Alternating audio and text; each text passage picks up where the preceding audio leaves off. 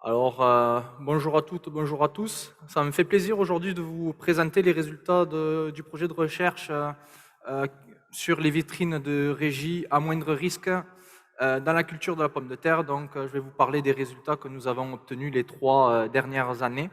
Alors, il ne s'agit pas proprement dit d'un projet de recherche, mais il s'agit plutôt d'un projet de démonstration où on met en place tout ce que l'on a appris les dernières années avec nos différents projets de recherche et aussi sur la littérature qui existe un petit peu partout dans le monde.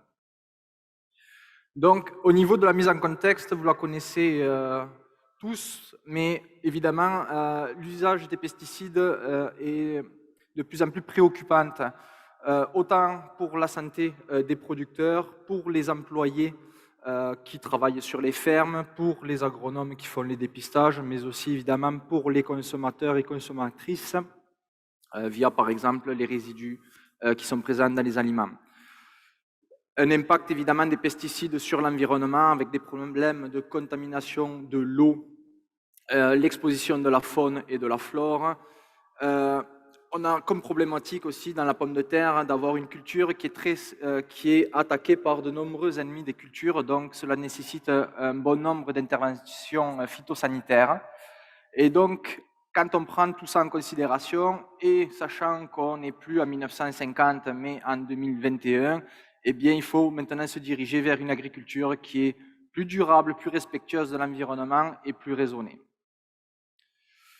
L'objectif du projet, c'est simple, c'est accompagner grâce aux conseillers sur le terrain, aux clubs agro et en collaboration avec les producteurs, c'est de faire un accompagnement dans la mise en place de régies de gestion intégrée des ennemis des cultures, ce qu'on va appeler durant la présentation les GIEC.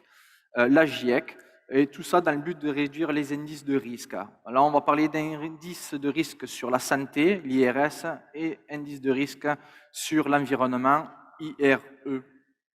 Évidemment, le projet est fait, il ne s'agit pas simplement de réduire nos indices de risque, mais il s'agit d'avoir un excellent rendement et une bonne qualité dans la récolte, évidemment. Le but du projet, c'est de garder les stratégies simples, abordables financièrement, de façon à ce que les producteurs puissent utiliser par la suite eux-mêmes sur leur ferme et en accompagnement avec des agronomes et techniciens compétents. Évidemment, la maîtrise du coût est également primordiale dans ce projet-là. Quand on compare, la méthodologie, elle est très simple aussi. On prend un champ de plusieurs hectares et on le divise en deux sections. Une section témoin producteur, où le producteur va utiliser la régie qu'il fait habituellement, puis une régie qui est faite sous gestion intégrée des ennemis des cultures, grâce à laquelle on va réduire notre impact sur l'environnement et sur la santé. Donc, ce que l'on fait, c'est qu'on va établir des stratégies en consensus avec le producteur et avec les conseillers. On va s'asseoir pendant plusieurs heures, puis on va mettre en place vraiment les stratégies. Ces stratégies-là sont évidemment amenées à bouger en fonction de la réalité de la saison. Rien n'est imposé, ça c'est vraiment important et je pense que c'est aussi la clé de la réussite. On n'arrive pas en disant voilà tu vas faire ça, ça et ça. Si le producteur n'est pas à l'aise, on va mettre en place une autre façon de faire. Pendant la saison, on note tout. Il y a du dépistage qui est fait régulièrement, chaque semaine ou plus si nécessaire. On va évidemment tenir un registre des pesticides qui sont utilisés.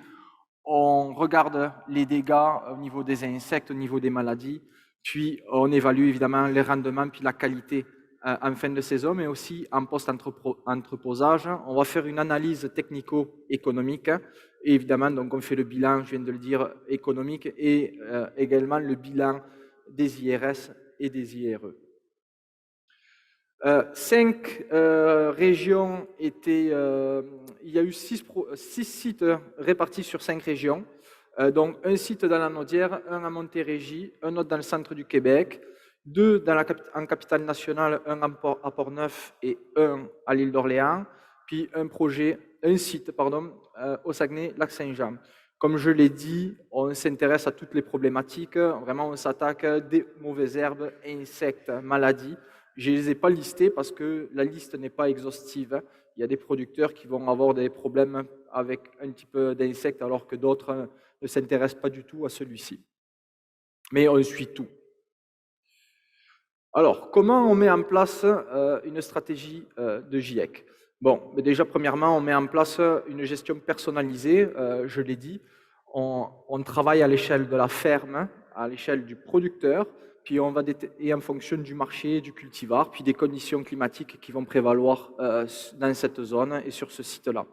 On va faire un dépistage avec des prises de données, donc évaluation de l'efficacité des mauvaises herbes, l'impact des maladies, est-ce qu'on a plus de brûlures hâtives, par exemple, dans la section vitrine que dans la section témoin producteur.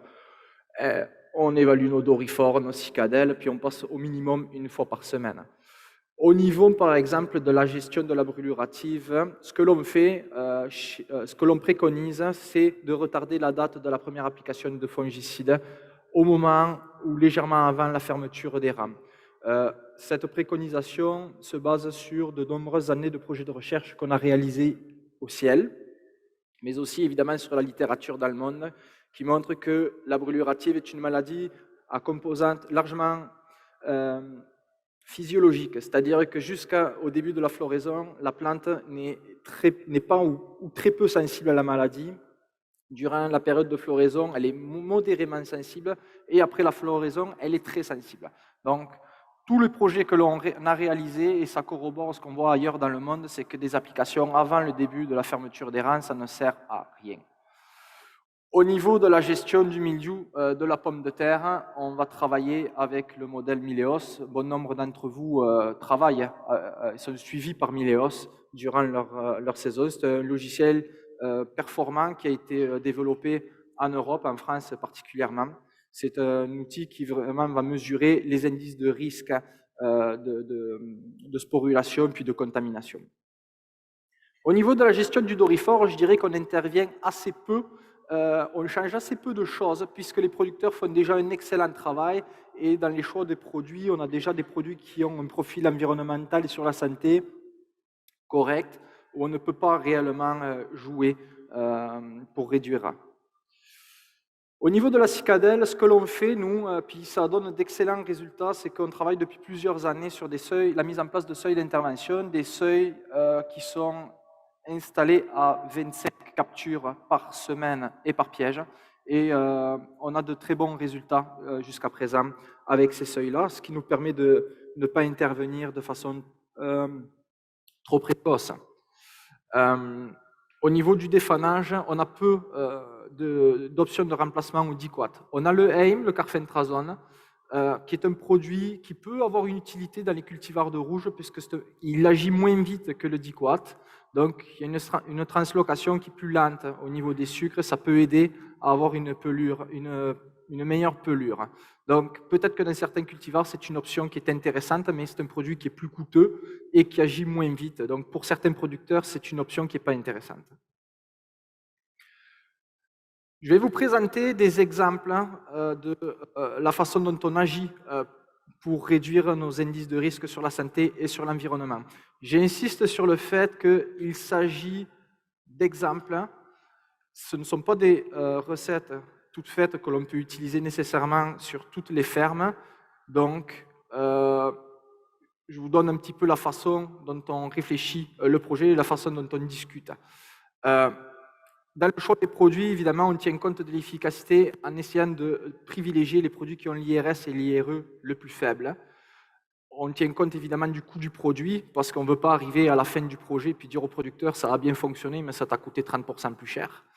Et on tient compte aussi de la rotation des familles chimiques, très très important pour la gestion de la résistance. Par exemple, pour les traitements à la plantation, au niveau des choix fongicides, on peut remplacer assez aisément un tubercile, du mancozeb, avec un IRS qui est de 581, donc c'est très élevé, par des produits comme du Quadris, du Ridomil, du Maxime ou du double nickel, avec des réductions allant de 96 à 99% au niveau de l'indice de risque sur la santé. C'est un petit peu compliqué parce que vous allez voir que les produits qui ont un IRS qui est élevé ont souvent aussi un IRE qui est très faible. Donc, des fois, c'est très difficile d'être capable de jouer sur les deux tableaux. Par contre, hein, j'attire votre attention sur le fait que être capable de réduire un IRS de 80 ou 90% sur une valeur de 580, ben c'est un très bon calcul par rapport à diminuer un IRE de 10%, par contre, en partant d'un indice qui est très très faible. C'est pas clair mon affaire, bref. Pour vous imaginer ça, si vous faites un rendement en bourse de 10% sur $1, c'est bien le 10%, mais ça vous rapporte 10 sous. Si vous faites 10% sur 500 000, ben là, ça vaut le coup. Au niveau des insecticides dans le sillon, on a des choix qui sont limités pour le remplacement des néonicotinoïdes. Okay, donc, on a une seule option qui permet de remplacer ce produit-là. Ça serait le groupe 28 avec le cyantranilyprol, qui nous permettrait par rapport à l'Actara de diminuer de 96% l'IRS. Par contre, ce produit-là est 2 fois et demi plus cher que les néonicotinoïdes. Puis, il n'est pas efficace contre la cicadelle et il n'est pas non plus efficace contre les altises. Donc, on se demande vraiment s'il y a un gain. Et en 2020 et 2021, on n'a pas utilisé, ce produit-là n'a pas été privilégié dans les vitrines. Donc, on reste pragmatique. Au niveau des herbicides, il y a des gros gains à faire à ce niveau-là.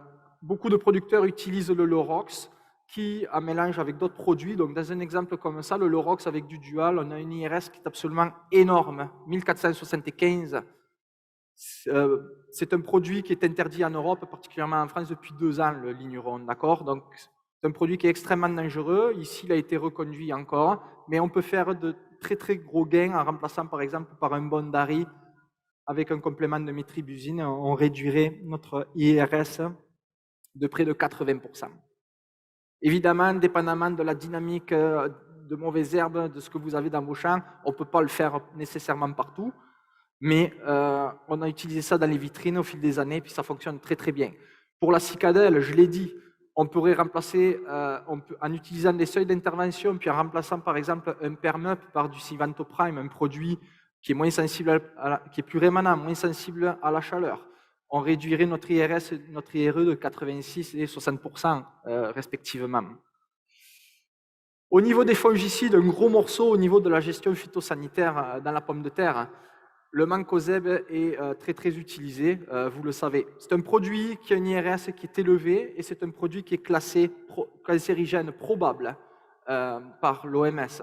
Donc, c'est important d'essayer de réduire son usage pour la santé des producteurs. Vous êtes directement en contact avec ce produit-là, vous êtes les premiers intéressés. Donc, il y a toute une foule de produits qui peuvent être utilisés en remplacement de cette molécule.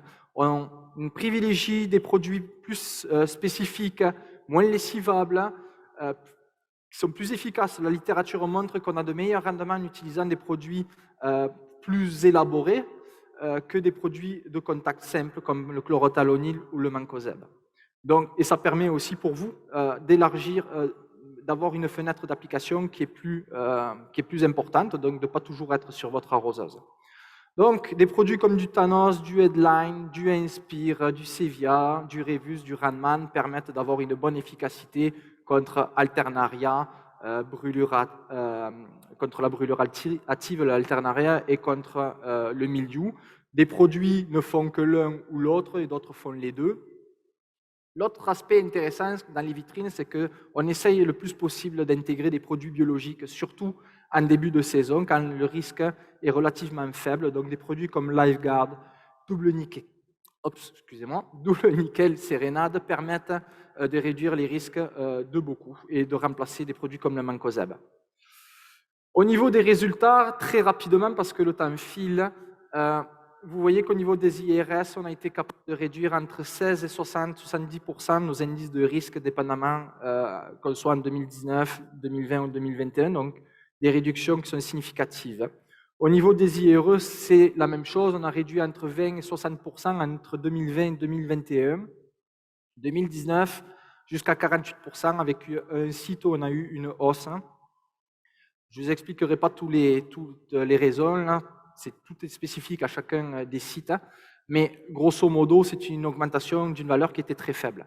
Au niveau des rendements commercialisables, ce qu'il faut retenir, c'est qu'il n'y a pas d'impact des GIEC sur les rendements. On a des rendements qui sont stables, et quand il y a des rendements qui sont supérieurs, ce sont juste des effets de terrain. Les coûts, on a un bon contrôle des coûts, avec même des baisses jusqu'à 29%. Enfin, pour terminer, je m'excuse, je sais que je suis en retard. On a réduit donc les IRS et les IRE en appliquant les stratégies de GIEC à des coûts similaires, sans compromis sur la qualité et sur les rendements. On pense que c'est une stratégie qui peut être utilisée par tous les producteurs, grandes, petites surfaces, pour tous les types de marchés. Et la clé d'une réussite d'un tel projet, c'est l'accompagnement. Voilà. Merci beaucoup à nos producteurs participants à ce projet, les fermes MVG, Pinsono, les pommes de terre Cardinal, Victorin Drolet, M. Prémont, Production des Chutes, Bergeroniquet, et à tous nos collaborateurs. Merci également au MAPAC via Prime Vert et son volet 3 pour le financement de son projet. Et je remercie également toute l'équipe du Ciel. Merci beaucoup.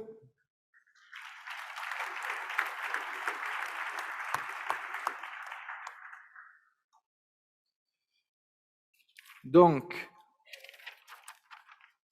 nous avons invité M. Pinsono, qui participe au projet de vitrine, pour nous parler un petit peu de l'expérience qu'il vit depuis 3 ans dans ce projet. Donc, Julien, je t'inviterai peut-être à passer à l'avant-plan. Donc, Julien, j'aimerais que tu exposes un petit peu à la salle quelle a été ta principale motivation pour travailler dans ce projet avec nous. Bien, c'est sûr que comme entreprise, on veut tout le temps s'améliorer, puis comme individu aussi, diminuer nos coûts de production, parce qu'on sait que sont très élevés, puis on veut tout le temps les diminuer pour une meilleure productivité. Puis également aussi diminuer notre empreinte environnementale. Puis dans la pomme de terre, je pense qu'il faut que ça change la mentalité, la façon que les traitements sont effectués pour prévenir les maladies ou les fongicides, les insecticides, puis l'herbicide. Au début, quand tu as commencé à travailler avec nous, peux-tu nous partager un petit peu les craintes que tu avais, la façon finalement, comment tu as pu être rassuré par rapport à tout ça? Ben, c'est sûr que tout nouveau projet, quand quelqu'un vient puis propose un nouveau projet puis une façon de faire un petit peu différente, ça amène tout le temps une insécurité, des incertitudes. Mais on s'est vite rendu compte qu'avec le bon accompagnement de Ciel puis du groupe Planetaire, qui sont tout le temps là pour nous, il n'y a rien qui est imposé aussi. Il y a un plan de culture qui est déterminé avant même la saison. Puis c'est vraiment adapté à chaque entreprise, chaque situation, chaque saison. Oui, puis quand il y a quelque chose qui change au cours de la saison, évidemment, on se parle et puis on modifie. Ce n'est pas des plans qui sont coulés dans le béton. Ah, exactement, c'est pas Ça, c'est fixe. important. Qu'est-ce que ce projet-là vous fait réaliser? Bien, ça nous a fait réaliser que déjà, on pratiquait l'agriculture durable sur notre ferme, mais qu'en choisissant certains produits différents, puis le temps qu'on interagit, qu'on traite, bien, ça nous a permis cette année de diminuer de 63 de l'indice de risque de la santé, puis de 29 sur l'environnement, même si déjà on avait un très bon indice. Puis on a eu d'aussi bons rendements, une aussi belle qualité. Puis c'est vraiment de mieux cibler les produits, puis ça nous permet de diminuer nos coûts de production puis de moins traiter. Donc, qu'est-ce que vous diriez par rapport à votre degré de satisfaction, qu'est-ce que vous diriez aux producteurs ici? Bien, le degré de satisfaction, on est très satisfait parce que on compte l'appliquer à plus grande échelle sur l'entreprise. C'est un projet qui est très facile à installer, à instaurer sur n'importe quelle entreprise parce qu'il s'adapte à chacun, à chaque situation. Puis, ben, c'est toujours mieux que si on met moins de pesticides ou que l'indice sur la santé est meilleur ou l'environnement, c'est mieux. Puis c'est vraiment important, par exemple, d'avoir une bonne communication puis avoir un bon suivi entre les partenaires. Merci beaucoup, Julien, pour ce témoignage. Je remercie encore Julien, puis les entreprises qui participent à ce projet. C'est grâce à des pionniers comme vous que je pense qu'on peut faire changer les choses. Comme je l'ai dit, il faut changer les façons de faire. Puis je pense qu'avec des façons simples, on peut déjà faire un grand bout de chemin. Merci beaucoup. Enfin, merci. Merci, Julien. Merci, Julien.